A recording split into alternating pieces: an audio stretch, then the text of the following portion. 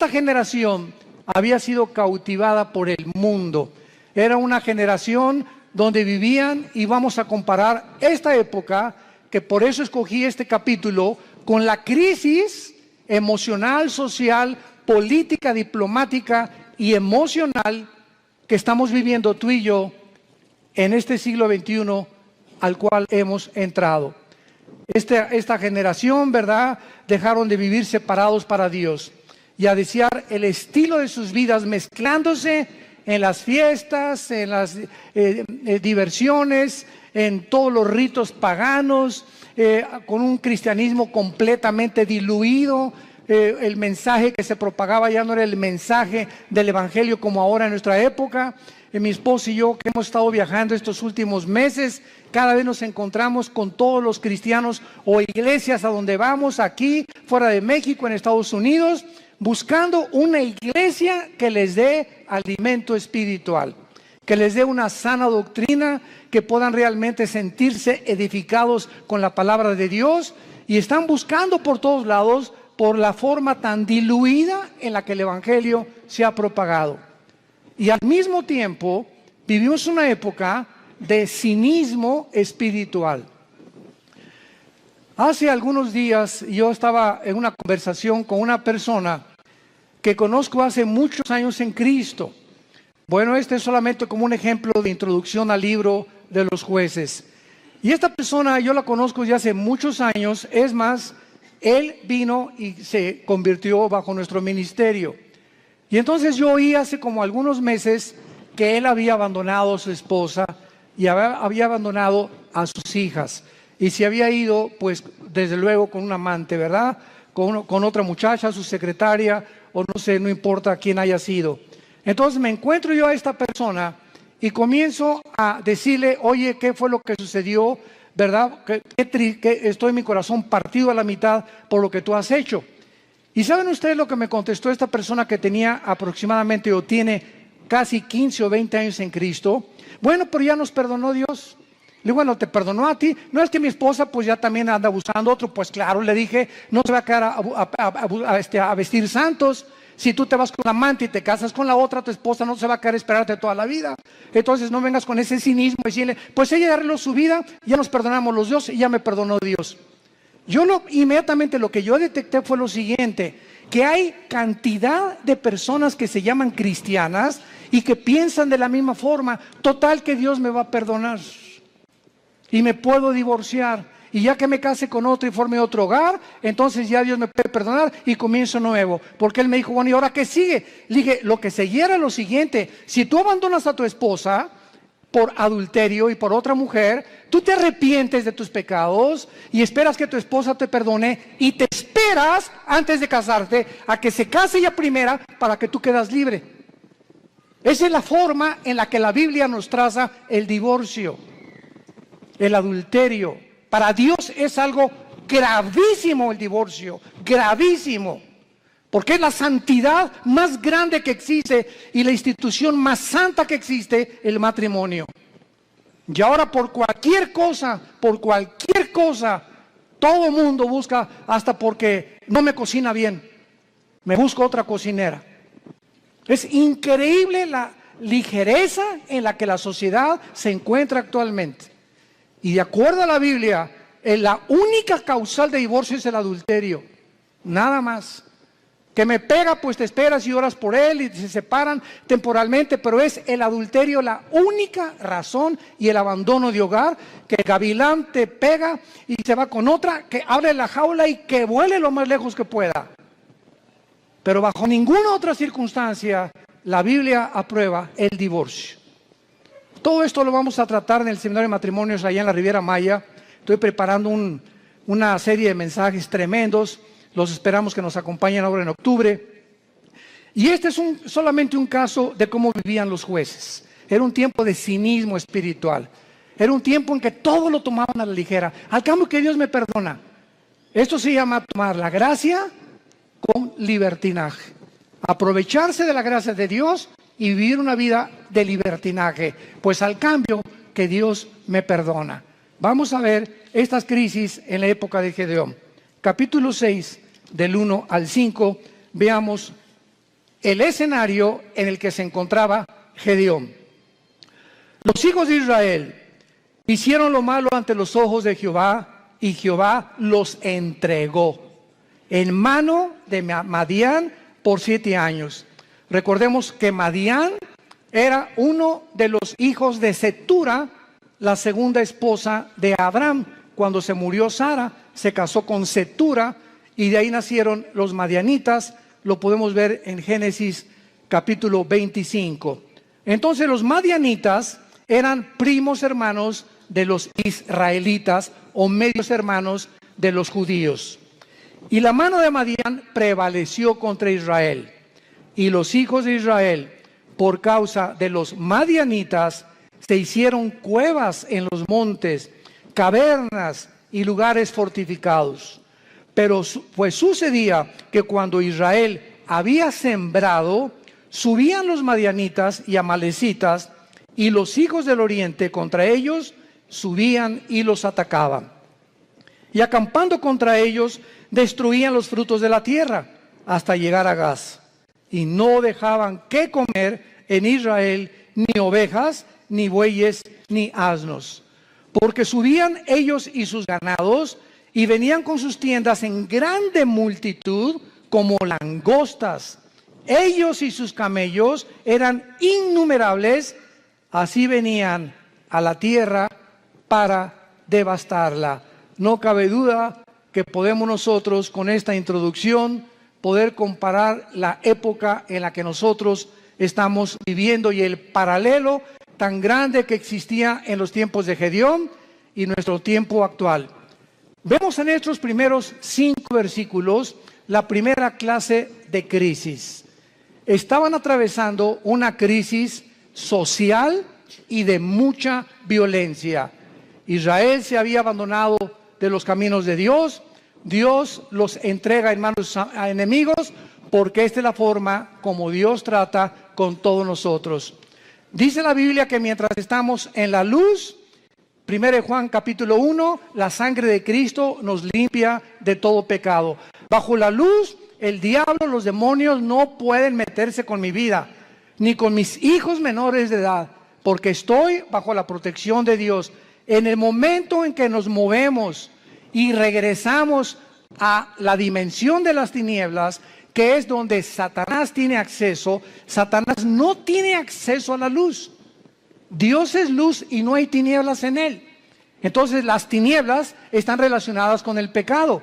El momento en que tú pecas, o ya traes una mujer en tu mente que no es tu esposa, o ya metiste pornografía a tu casa, o ya comenzaste a hacer cosas que son desagradables a los ojos de Dios, sin que tú te des cuenta, si tú mantienes este tipo de vida, comienza el cerebro y las emociones a ser afectadas, y entonces viene lo que se llama el engaño, donde comienzas a engañarte, porque el pecado tiene el poder de engañarnos, y comienzas a convencerte que no estás tan mal. No, esa es una prostituta, esa sí está mal. No, yo no soy con mi compadre si es borracho, parrandero y jugador. Yo por lo menos estoy casado con mi esposa y tengo mis aventuritas, ¿verdad? De vez en cuando, una canita al aire, pero de vez en cuando. Y Dios es un Dios que dice la Biblia, sus párpados nos examinan y nuestros caminos están delante de Él las 24 horas del día. Y cuando viene el engaño, cuando vienes tú a la iglesia a oír la palabra de Dios, como los domingos o los estudios entre semana que muchos de ustedes toman, o en el ITI, el propósito de Dios al exponernos a su palabra es abrirnos el entendimiento para convencernos de pecado.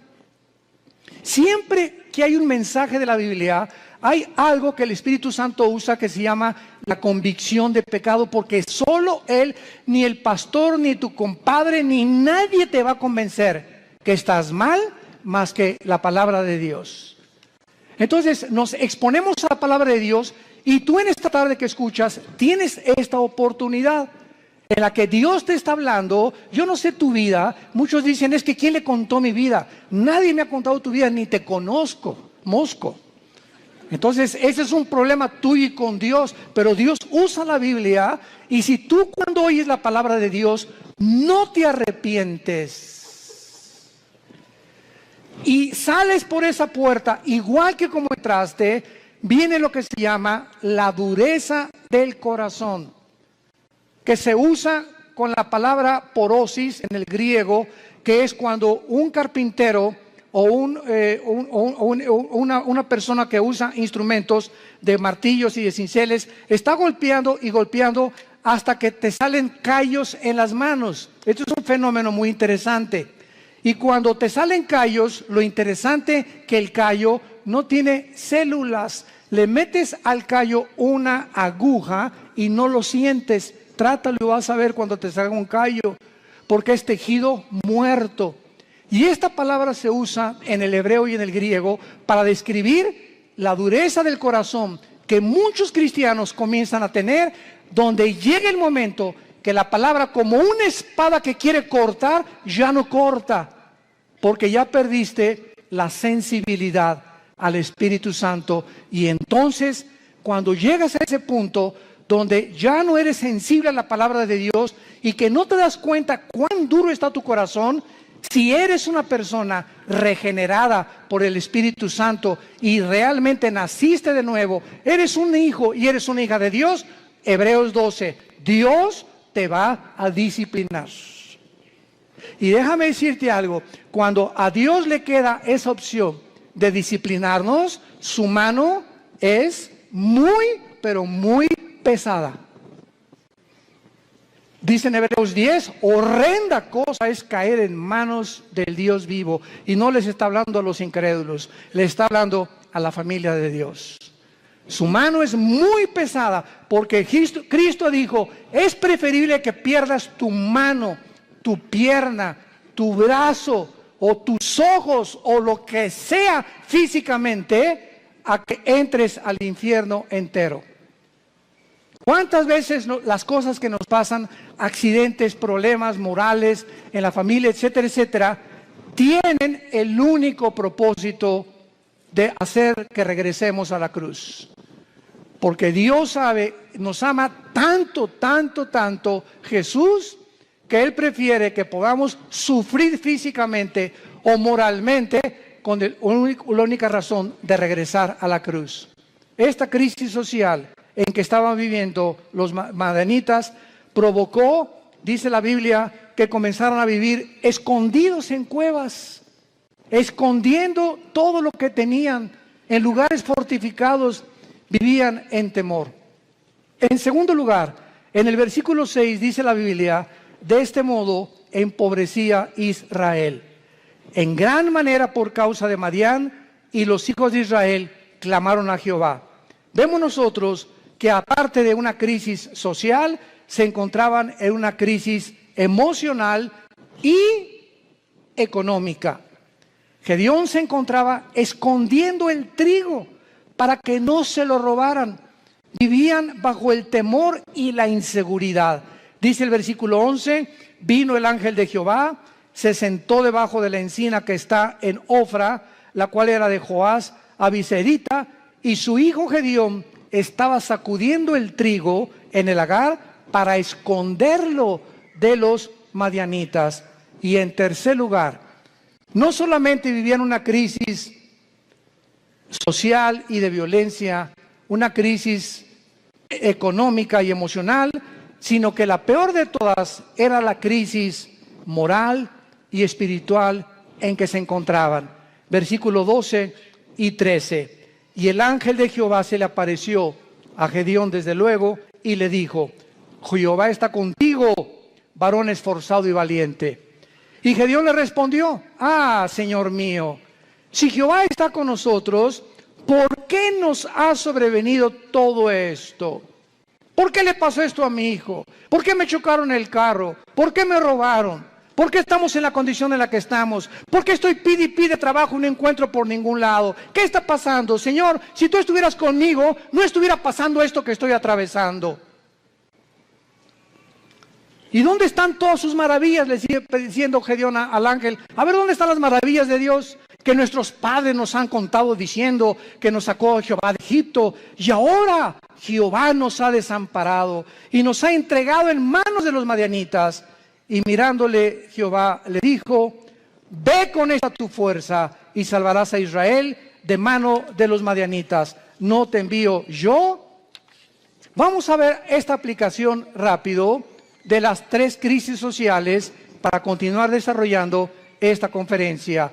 De la misma manera, la sociedad en que vivimos ahorita, vivimos una crisis social, oprimida por la inflación, las guerras, el hambre, las naciones fuertes oprimiendo a las débiles, crímenes, secuestros, robos, actos de terrorismo al inicio del siglo XXI. Agreguémosle esto, que vivimos, escuchen esto, vivimos la confusión política y diplomática más grande de la historia. Vivimos la confusión política más grande y diplomática de la historia. Podríamos decirle nosotros que nacimos después de la Segunda Guerra Mundial, que desde la Segunda Guerra Mundial que Estados Unidos se levantó como la supremacía política, económica y militar del mundo, seguido por la Unión Soviética o las repúblicas socialistas soviéticas, hasta el siglo XXI hemos entrado a un punto donde ya entre las mismas naciones, a pesar de la grande tecnología y los avances científicos que tenemos, nos encontramos tan confundidos políticamente, donde ya los gobiernos del mundo ya no saben qué sistema de gobierno utilizar, si socialismo, si comunismo o socialismo y comunismo mezclarlo, si democracia, si monarquía, porque los sistemas que se han probado hasta el siglo XXI, las mismas democracias han fracasado. El siglo XX demostró que el comunismo no era un sistema que se podía aplicar a ningún gobierno del mundo, como lo dijo Mikhail Gorbachev en su libro La Perestroika. Vemos ahora que la democracia, pues se siguió el patrón de la democracia y el modelo de la democracia, porque era Estados Unidos el que iba como líder. Y los países dijeron, bueno, pues si en Estados Unidos el mejor vestido, el país mejor vestido, el mejor alimentado, el que más guerras ha conquistado, guerras ha ganado, y el que sacó al comunismo, al fascismo y al nazismo del siglo XX, vamos a seguir ese modelo. Y vemos ante nuestros ojos, al entrar aquí al siglo XXI, los que venimos desde el siglo pasado, que la democracia es una fanfarronería ya. Ya no es cierto que hay democracia, no es cierto que el pueblo gobierna, no es cierto que hay respeto por las instituciones. Vivimos una confusión, un caos político y diplomático, donde todos los sistemas se están derrumbando a nuestros ojos, todas las ideologías se están desmoronando, todo está cayendo delante de nuestros ojos. Y ahorita los jóvenes, nunca, como en los últimos 10 años, había habido tantos suicidios de muchachos de 8 a 16 años. Nunca había habido tantos suicidios. Los jóvenes se están quitando la vida, no quieren vivir en el mundo que tú y yo vivimos. Y ahí están muchos de nuestros hijos también. Dichosos los padres que tienen una educación cristiana a sus hijos. Dichosos sean. ¿Por qué? Porque se están cansados de tantas mentiras, de tanta hipocresía que ven por todos lados. Y cuando nosotros, que se supone que somos la única luz, les mentimos y nos ven que somos completamente unos farsantes en el hogar, y peleándome enfrente de ellos y con mi esposa y yo, y dándoles un mal ejemplo, ¿qué les queda a los jóvenes? Si no es Jesús, ¿quién más entonces? Dicen ellos, si Jesús no funcionó en mis papás, ¿cómo va a funcionar conmigo? Y en el día del juicio y el día del tribunal de Cristo daremos cuentas de todas estas ingratitudes y deslealtad que tuvimos hacia Dios. Vivimos un mundo de confusión y de crisis social. En segundo lugar, vivimos también, como en los tiempos de Gedeón, una crisis emocional y económica. La mayor parte del mundo ahorita está tratando por todos los medios de esconder su dinero. ¿En qué puedo invertir mi dinero? No se imagina la cantidad de correos que nos llegan. Oiga, ¿qué me recomienda, pastor? ¿Comprar euros o en el dólar, o en Wall Street, o comprar bienes y raíces. Dicen que el dólar va a seguir cayendo, que viene un caos económico en Estados Unidos que va a hundir el peso aún más todavía, etcétera, etcétera. Y todas las cosas que comienzan a bambolearse, como dice en Hebreos 12, voy a sacudir los cimientos del mundo, la economía, la política, los temas, todo va a comenzar a bambolearse. Así vemos un mundo donde comenzamos a ver que todo es inestable, todo, no hay nada firme, todo está cayéndose a nuestros ojos, la moral por los suelos, como lo vamos a ver también, la política, la economía, la ideología, todo. ¿Qué entonces hacemos los cristianos?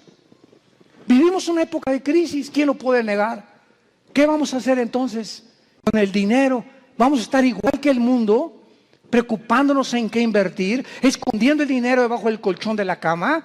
Es la crisis en la que estamos viviendo, emocional y económica.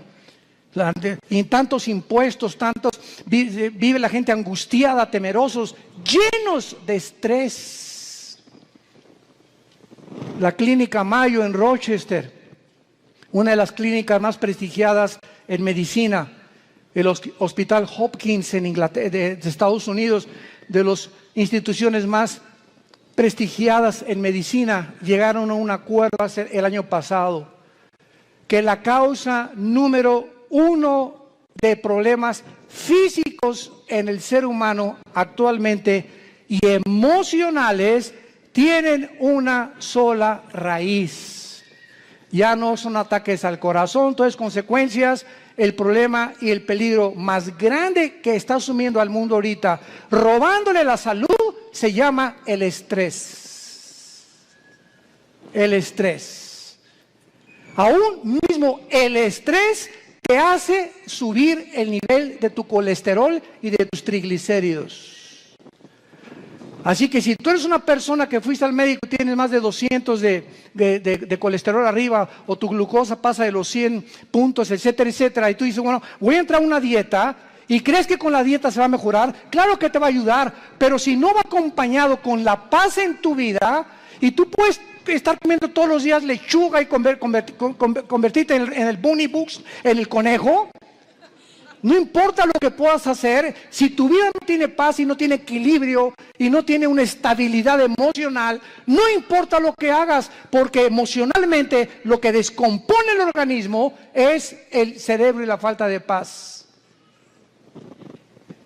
El estrés es un estado de angustia, de incertidumbre, que estás así, de enojo, de ira, de desconfianza en el mundo, andas como león enjaulado y se te atraviesa en el tráfico y quieres sacar la pistola y le recuerdas a la mamá y hasta a la abuelita le recuerdas cuando se atraviesan en el tráfico.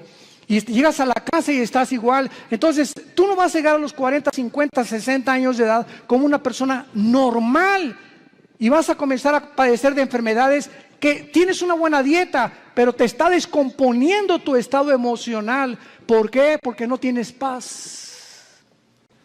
Y hace 2000 años, Jesucristo nos dio la medicina para el estrés. Mateo capítulo 6, versículo 25 en adelante. Por nada estén afanosos. La vida es más que el alimento y el cuerpo más que el vestido. Miren ustedes a las aves de los cielos. Aunque tú en tu cerebro no lo puedas captar ni lo puedas dimensionar, los pajaritos, cada pajarito de cada campo, de cada bosque en el mundo, cada pajarito depende de mi Padre. Y Dios les puso a los pajaritos un chip para que nunca veas a un pajarito sembrar, para que nunca veas a un pajarito cosechar, y para que jamás vayas a encontrar que ningún pajarito nunca guardan su comida, no la almacenan en Banamex ni en Bancomer. Y sin embargo, vale un peso cada pajarito, 2 pesos, y si mi Padre los alimenta, ¿cuánto más ustedes, que di mi vida en una cruz, que resucité de los muertos, que cambié la historia, que me apareció más de 500 personas en los primeros meses y años de mi vida, y que vivo en el corazón de muchos de ustedes? ¿Cómo es posible posible que hayas llegado a ese punto donde dudes que te voy a dejar. Ahora que estábamos mi esposa y yo en Acapulco, no estábamos ni en la playa. Siempre que, igual cuando vamos a la Riviera Maya, ¿verdad? Lo que menos, ni a la alberca nos da tiempo de meternos, porque vamos a ministrar a la gente. Y estábamos en Acapulco y tuvimos el desayuno, 600 personas. Fue una vez, como no se imagina qué bendición fue. Nuestra iglesia en Acapulco está creciendo tremendamente. Bueno, en la consejería llegó una muchacha este fin de semana pasado y nos dice a mi esposa y a mí, de 18 años, ay, pastor, ¿qué te pasa, nena? Pues no tengo trabajo.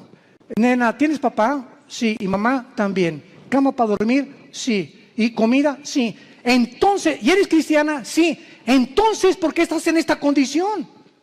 Dale gracias a Dios y dile, Padre, gracias por mi papá, tengo cama, tengo alimento, tengo que vestirme, me están pagando la escuela y te preocupas porque no tienes trabajo y llegas a un estado de estrés en el que casi te estás desmoronando enfrente de nosotros. Le dije, eres una incrédula.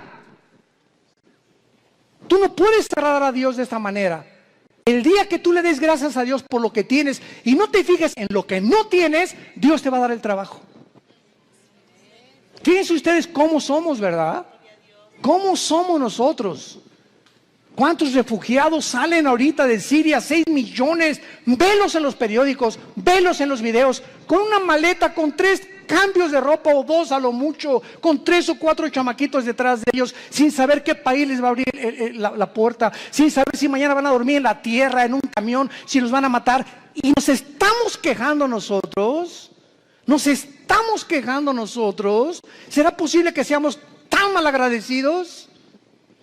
Y siempre viendo lo malo, siempre no tengo esto y no tengo aquello, pero tienes vida y vives en un país libre, tienes padres, tienes una casa, tienes un petate donde echarte, tienes guaraches.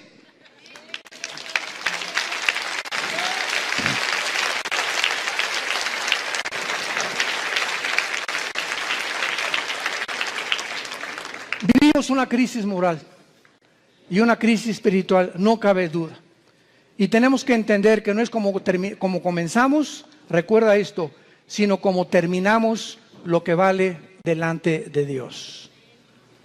Como este muchacho que comenzó muy bien, 20 años discipulándolo, ya se va con una otra chamaquita y deja a su esposa y todo. Le digo, recuerda que no es como comenzaste, es como terminaste. Y estás terminando mal. Le dije, vas mal y vas a acabar mal. Comenzaste muy bien, pero todo aquello que tú hiciste no te será tomado en cuenta, porque lo que importa es cómo llegamos a la meta. Lo que va a contar delante de Dios. Pues hice un asilo para ancianos, y hice un orfanatorio para niños. Eso fue del pasado.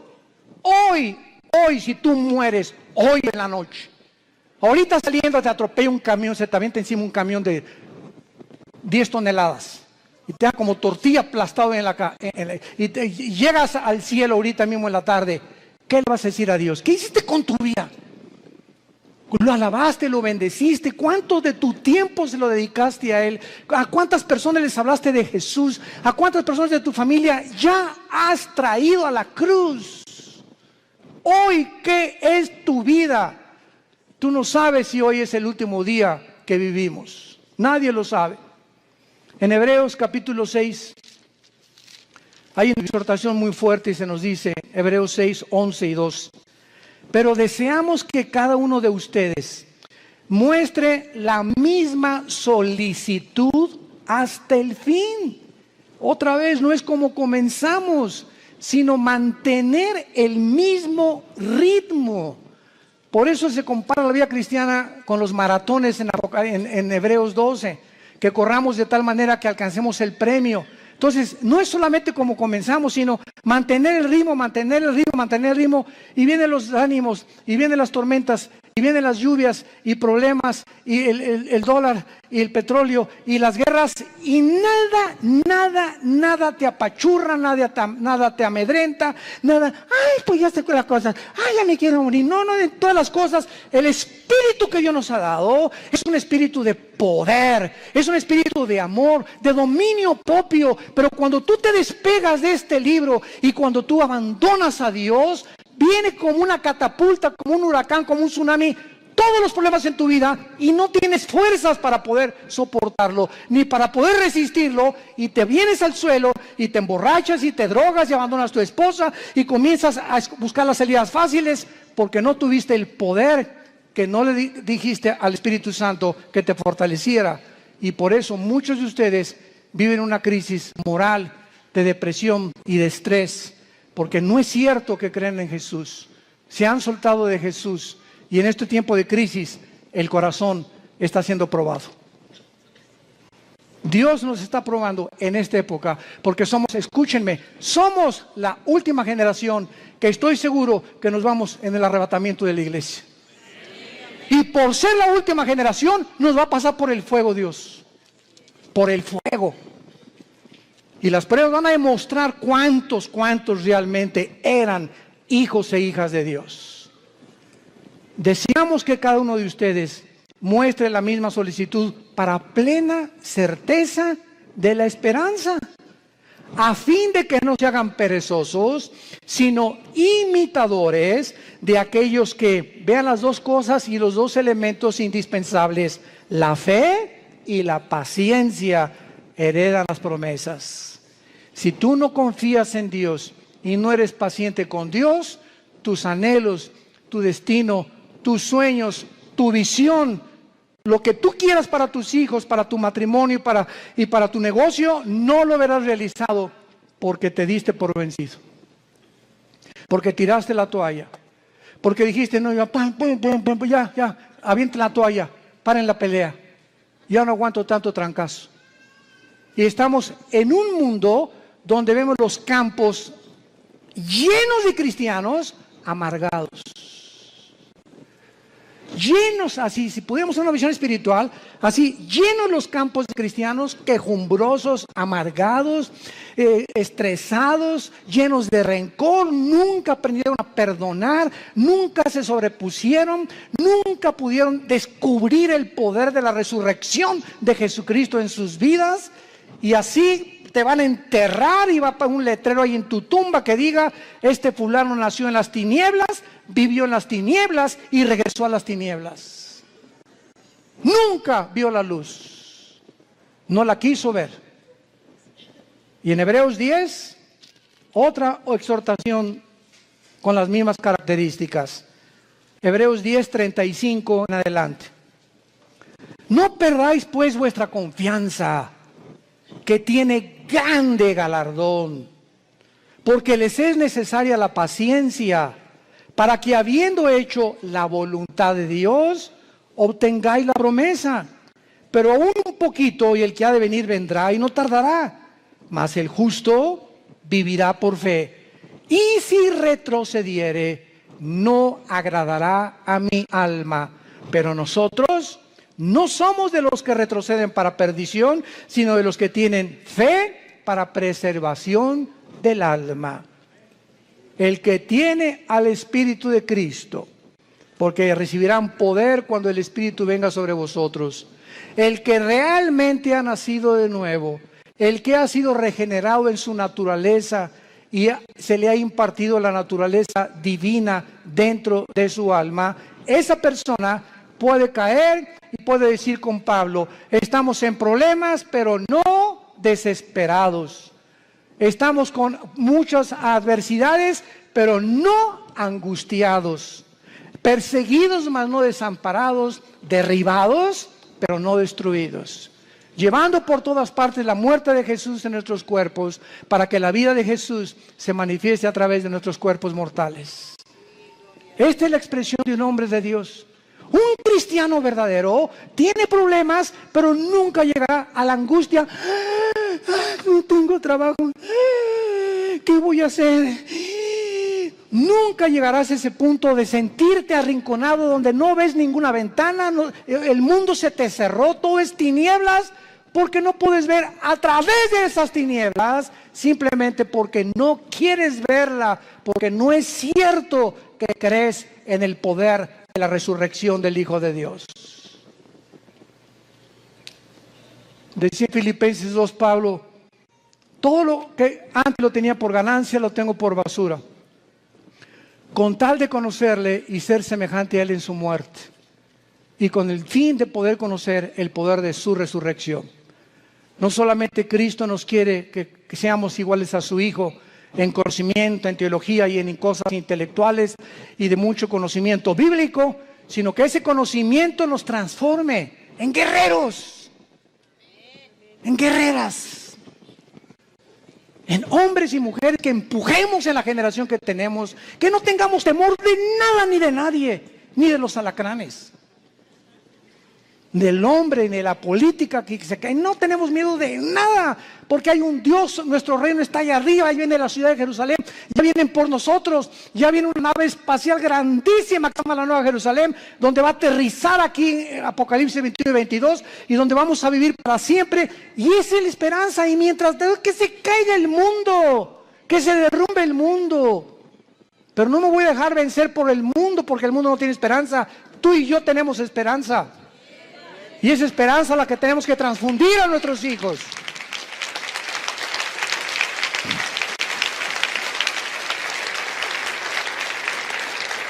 No caigamos en lo que al principio Gedeón estaba cayendo. Si Dios existe, ¿por qué me está sucediendo esto? ¿Por qué Dios no me sale de mis problemas? ¿Por qué me permitió Dios que me casara con esta persona? ¿Por qué Dios me ha abandonado? Cuando entramos en ese punto de depresión, es tan difícil que podamos nosotros salir de él. En el versículo 14 de Jueces 6 de nuestro pasaje, vemos que Dios habla en tiempos de crisis. Y mirándolo Jehová le dijo: ve con esta tu fuerza y salvarás a Israel de mano de los madianitas. ¿No te envío yo? Ante todos estos cuestionamientos de inseguridad, ese es el problema. Que estamos viendo alrededor lo que el mundo, las noticias y cómo el mundo se está desmoronando ante nuestros ojos, pero no vemos el poder que tenemos dentro del Espíritu Santo. ¿Por qué creen que Dios nos dio el Espíritu Santo? Dice, les daré poder, porque no lo tenemos. Y es un espíritu de poder, es un espíritu que nos va a hacer sobreponernos a todo lo que atravesemos. Aunque pasemos por el fuego no nos quemará, por el agua no nos ahogaremos. Y aunque un ejército nos rodea a nuestro alrededor, Jehová es mi luz, mi salvación y mi esperanza. No temeré de nada ni de nadie, Él es mi pastor, nada me faltará. Aunque ande en valle de muerte, no tendré miedo de nada ni de nadie. Y todo este espíritu y toda esta capacidad que tenemos dentro es precisamente para vencer al mundo. Y dice 1 Juan capítulo 5, todo el que es nacido de Dios vence al mundo. Y esta es la fe que ha vencido al mundo, nuestra fe. Entonces tenemos que entender, si no somos vencedores y somos un grupo de cristianos tirados, quejumbrosos, tirándose, ni hacen almas y te dejas llevar con todas las malas noticias del mundo y por acá y por allá, simplemente es porque te has desconectado de la fuente de energía. Porque separados de Él, nada podremos hacer. De la misma manera, Dios te habla y te dice lo mismo. Te he llamado para enviarte a tu familia. ¿Por qué crees que te salvé, dice Dios en esta tarde? ¿Por qué crees que tú fuiste el primero en tu familia en conocerme? Vas a llegar con tu familia, y si son religiosos, o son mormones, o son masones, o son musulmanes, no importa, todos venimos de familiares con diferentes ideologías. Y Dios toma a una persona en la familia para iluminarla, para darnos el conocimiento. Así comenzamos en nuestra propia familia. En la familia de nosotros comenzamos con mi hermano Alejandro, que es el director del Instituto Teológico Internacional. 2 años después me convertí yo, después mi hermana, mi mamá, mi abuela, que fue presidenta de la Acción Católica 35 años, la viejita se convierte a los 82 años. Que fue la que murió a los 93 años, Dios la tenga en su presencia. Pero toda la familia de repente, ¿verdad? Con el testimonio, con todos ahorita, todos los nuestros, ¿verdad? Desde luego, ya primos tenemos que no, pero lo que somos hermanos y todos de nosotros, todos somos cristianos y todos servimos a Dios. Fue una bendición enorme, una gracia que Dios nos dio. ¿Pero por qué, verdad? Porque esa es la misión de Dios, salvar familias. Tú y tu casa, yo y mi casa serviremos a Jehová, dijo Josué antes de morir. Y si ustedes creen que no vale la pena servir a Dios, sirvan a los ídolos. Pero yo y mi casa serviremos a Jehová. Y finalmente,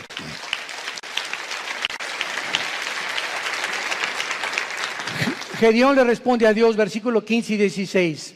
Entonces le respondió: Señor mío, ¿con qué salvaré yo a Israel? He aquí que mi familia es pobre en Manasés, y yo el menor en la casa de mi padre. Jehová le dijo: ciertamente yo estaré contigo, y derrotarás a los madianitas como a un solo hombre. ¿Has tú también argumentado igual con Dios? Señor, pero ¿cómo salvaré a mi familia? ¿Cómo les puedo testificar si soy débil? ¿Cómo me pones a mí de maestro de escuela dominical si con trabajo sé enseñar? ¿Cómo me quieres mandar a mí de misionero si tengo miedo de los afganistanes y ahí en Venezuela? ¿Cómo me mandas a mí de estas cosas? Y siempre estamos viéndonos nuestras capacidades. Siempre estamos viendo lo que nosotros podemos o no podemos hacer. ¿Cómo no me van a mí escuchar si en mi clase les hablo? Soy tartamudo, Señor. No veas tu tartamudez, no veas tus discapacidades, no veas tus debilidades, velo a Él. Eso fue lo que Moisés le dijo también. ¿Cómo me mandas a Faraón? Y le dijo Dios: ¿qué no hice yo el oído, no hice yo la boca? No tengas miedo, vas en mi nombre y yo te daré el poder y la capacidad que ni siquiera conocías, porque cosas que están ocultas y que no han consumido el corazón del hombre y que el hombre no ha conocido son las que Dios tiene escondidas y guardadas para los que le aman y creen en Él. Ve, sé valiente, ve con tu familia, sé valiente con tus amigos, sé valiente en tu trabajo, háblales del Señor, háblales de Cristo. Tú no te imaginas, cuando acabes de hablar, te vas a preguntar: ¿fui yo? Así es, comenzamos a desconocernos. Yo antes de subir un púlpito, ¿verdad? Estuve 3 años de misionero, primero en la sierra. Ahí comencé yo de misionero, lo comentaba ahorita en la mañana al pastor César. Durmiendo en pisos de adobe entre Oaxaca y Guerrero, en la Costa Chica, en la Costa Grande, del 77. Este año, con la gracia de Dios, cumplo 40 años de servir a Dios. Este año. Gracias a Dios. Pero comenzamos. Dormíamos en ladrillos, envueltos en periódicos. Me dio malaria, me dio tifoidea 2 veces, temperaturas de 40 grados. Si no había un doctor por ahí, yo no estaría vivo ahorita. Y en esos 3 años yo entiendo ahora que es la forma en la que Dios me quería forjar para que ya entrara yo al ministerio en el 79 con el grupo de Luis Palau. Ya en el 81 formamos Vida Nueva para México, ya comenzamos las iglesias en los 80s, pero ha sido unas etapas y un proceso de quebrantamientos, de humillaciones, de pobrezas. No teníamos ni para comer, comíamos lo que arrancábamos de los árboles, lo que yo pescaba ahí en Acapulco. Era una crisis tremenda y todo ese tiempo fue un tiempo de prueba, de quebrantamiento delante de Dios. Pero sabe una cosa, cuando uno pasa eso, uno pierde el miedo, el temor a ser pobre. Porque si ya pasaste por eso, ¿verdad? Hay aquellos de los pirruration. Pero cuando uno fue pobre, y pero pobre, que duermes en un piso de adobe y no tienes ni siquiera un cojín donde poder dormirte, ya no le tienes miedo a la vida. Le pierdes el miedo a la vida. Porque sabes que sobre cualquier cosa lo peor que te pueda pasar es eso, y más de allá, la muerte. Y para nosotros es ganancia. Y finalmente, Gedeón, una vez que él comienza a adquirir conciencia de que no es él y que es Dios el que le ha llamado, vemos nosotros que Gedeón en el versículo 18, lo primero que hace es, le dice al ángel de Jehová, que era Cristo desde luego: ven a mi casa y te voy a poner ofrenda. Y él respondió: esperaré que vuelvas. Entrando Gedeón, preparó un cabrito y panes, etcétera, etcétera. Entonces el ángel de Dios, ya que tenía toda la ofrenda, le dijo: toma la carne y los panes sin levadura, ponlo sobre esta peña y vierte el caldo. Y él lo hizo así. Y extendiendo el ángel de Jehová el báculo que tenía en su mano, tocó con la punta la carne y los panes sin levadura, y subió fuego de la peña, el cual consumió la carne y los panes sin levadura. Vemos nosotros que lo primero que hizo Gedeón fue inmediatamente, después de recibir las noticias, buscar una ofrenda a Dios. Lo primero que un hombre y una mujer cambian cuando comienzan a conocer a ese Dios todopoderoso es que no existe, ni he conocido yo a ningún cristiano grande y poderoso y maduro en el Señor que no sea generoso. porque es la avaricia y la envidia y la codicia de los bienes materiales lo que nos impide a muchas personas recibir las bendiciones de Dios. Gedeón buscó una ofrenda inmediatamente. ¿Qué le podemos nosotros ofrecer ahora a Dios? Romanos 12:1. Número 1, nuestro cuerpo. Síganme con mucho cuidado. Presentar vuestros cuerpos en sacrificio vivo. Romanos 12:1. Santo, agradable a Dios, que es vuestro culto racional. En el original griego dice, es la manera más racional para vivir. Si tú quieres servir a Dios, lo primero que comienzas es cuidar tu cuerpo. Y no solamente de lo que comes, sino también sexualmente. Nadie puede servir a Dios cuando hay una sensualidad o una sexualidad no controlada. El hombre más sabio de la historia, Salomón, y el hombre más fuerte de la historia, Sansón, los dos fueron vencidos por una mujer que no era su esposa. Y aquí está en la Biblia como ejemplo para que podamos aprender a no confiar en nosotros mismos. El que mire que está firme, mire que no caiga. No jueguen con el pecado sexual. No juegues ni te dejes tocar por tu novio. No toques a tu novia si la quieres. ¿Por qué? Porque eso es santo delante de Dios. No salten a privilegios, jóvenes que me escuchan, que no les corresponden. Espérate hasta el matrimonio. El acto sexual es solamente permitido por Dios y grandemente bendecido dentro de la esfera del matrimonio. Nunca el acto sexual será bendecido antes o ya casado con otra persona que no sea tu esposa, que se llama adulterio. Mientras nuestros cuerpos no sean santos delante de Dios y no tengamos limpia el alma sexualmente y también físicamente, ¿verdad?, una alimentación adecuada, vamos a impedir nuestro avance y las cosas grandes que Dios podía haber hecho con nosotros, no las hará. Dios busca hombres y mujeres santos en toda su manera de vivir, para ser usados como instrumentos a un Dios que es santo. Dice en 2 de Timoteo, Pablo, en una casa hay trastos sucios, en tu casa tienes en el fregadero vasos sucios y tienes en la vitrina vasos limpios. Si llegan invitados, ¿qué vasos usas? Los limpios. Y así en el servicio a Dios hay cristianos sucios que están en el fregadero ahorita. Ahí están, Dios está queriendo lavarlos y no los usa Dios. Y quieres que te use Dios, pero no te puede usar porque no estás limpio, entiéndelo.